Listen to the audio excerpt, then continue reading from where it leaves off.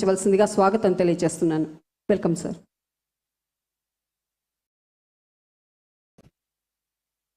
జాతీయ పంచాయతీరాజ్ దినోత్సవం సందర్భంగా రాష్ట్రం నలుమూల నుండి వచ్చినటువంటి పంచాయతీ సర్పంచ్ సోదరులు సోదరిమణులకి, అదేవిధంగా వివిధ స్థాయిల్లో ఉన్నటువంటి అధికారులకి, మిత్రులకి అందరికీ కూడా హృదయపూర్వక నమస్కారం.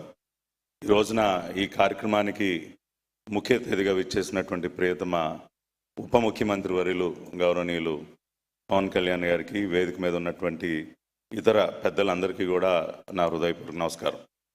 అనేక విషయాలు పెద్దలు శశిభూషణ్ గారు, అదేవిధంగా పిఆర్ఆర్డి కమిషనర్ గారు తెలియజేశారు.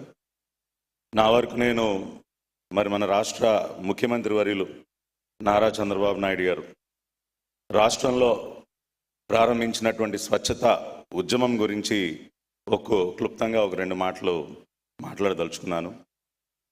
2014-15లో గౌరవ ప్రధాని నరేంద్ర మోడీ గారు దేశవ్యాప్తంగా ప్రారంభించినటువంటి స్వచ్ఛ భారత్ అభియాన్, ఆ తర్వాత కాలంలో రాష్ట్రంలో ఆనాటి ముఖ్యమంత్రిగా ఉన్నటువంటి చంద్రబాబు నాయుడు గారు దానిని ముందుండి అనేక రకాలుగా ముందుకు నడిపించడం, ఈ రోజున మళ్ళీ తిరిగి ఈ రాష్ట్రానికి ముఖ్యమంత్రి అయిన తర్వాత ఉప ముఖ్యమంత్రి వర్యులు పవన్ కళ్యాణ్ గారి సహకారంతో స్వర్ణాంధ్ర స్వచ్ఛాంధ్ర అనే కార్యక్రమాన్ని పెద్ద ఎత్తున ఒక ప్రజా ఉద్యమంలాగా ముందుకు తీసుకెళ్తున్నారు.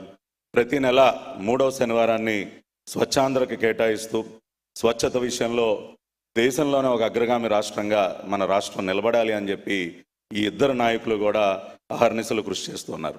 గత సంవత్సర కాలంగా మనం కొంత ప్రగతిని కూడా సాధించాం.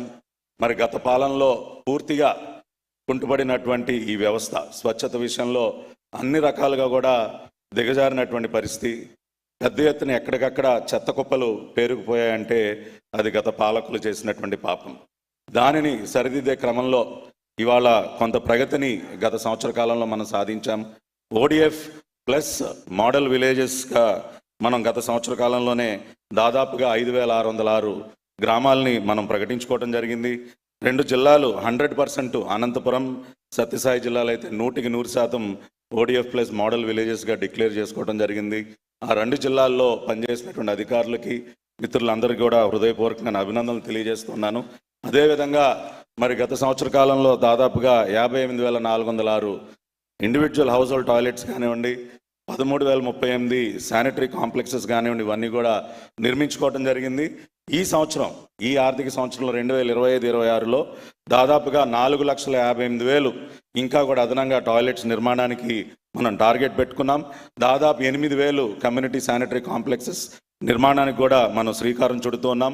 అదేవిధంగా ప్రతి రెవెన్యూ డివిజన్లో ఒక ఎఫ్ఎస్టిపి ఫీకల్ స్లడ్జ్, ఏదైతే సెప్టిక్ ట్యాంక్ క్లీనింగ్ సంబంధించి ఫీకల్ స్లడ్జ్ ట్రీట్మెంట్ ప్లాంట్స్ ఉన్నాయో ప్రతి రెవెన్యూ డివిజన్లో ఒకటి ఏర్పాటు చేయడానికి శ్రీకారం చుడుతూ ఉన్నాం.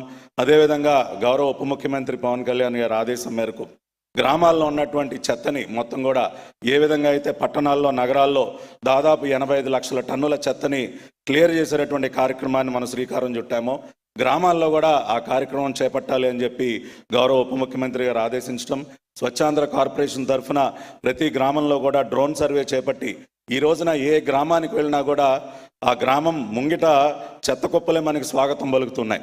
వాటన్నిటినీ కూడా క్లియర్ చేసే విధంగా డ్రోన్ సర్వే చేపట్టి ఈ సంవత్సర కాలం కూడా దానిపైన దృష్టి సారిస్తామని కూడా తెలియజేస్తున్నాం.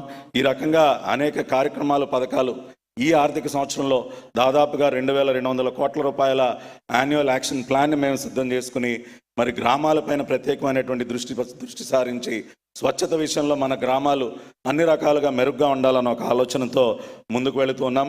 అన్ని రకాలుగా మాకు గౌరవ ఉప ముఖ్యమంత్రి వర్యులు వారి సహాయ సహకారాలు అందిస్తున్నారు. మనందరికీ తెలుసు, మన ఉప ముఖ్యమంత్రి పవన్ కళ్యాణ్ గారిని అందరూ కూడా మట్టి మనిషి అంటారు. ఆయనకి మట్టి వాసన అంటే ఇష్టం. ఒక రకంగా మట్టిలో నుంచి పుట్టినటువంటి మాణిక్యం మన పవన్ కళ్యాణ్ గారు. నేను చాలాసార్లు చూస్తూ ఉంటా, ఆయన ఈ నగరాల్లో, పట్టణాల్లో ఈ కాంక్రీట్ జంగిల్స్ మధ్య తిరిగిన దానికంటే గ్రామాలకు వెళ్ళినప్పుడు, గిరిజన ప్రాంతానికి వెళ్ళినప్పుడు ఆయన ముఖంలో ఆనందం కానీ, ఆ తేజస్సు కానీ ఇంకా 2 ఎక్కువగా ఉంటుంది. అంటే ఆ వాతావరణం, ఆ పచ్చదనం, ఆ పల్లెలన్నా కూడా మరి పవన్ కళ్యాణ్ గారికి ఎంతో ప్రేమ. మరి అటువంటి వ్యక్తి సారథ్యంలో ఈ రోజున పంచాయతీరాజ్ గ్రామీణాభివృద్ధి శాఖ నడవటం అనేది నిజంగా కూడా మా అదృష్టం.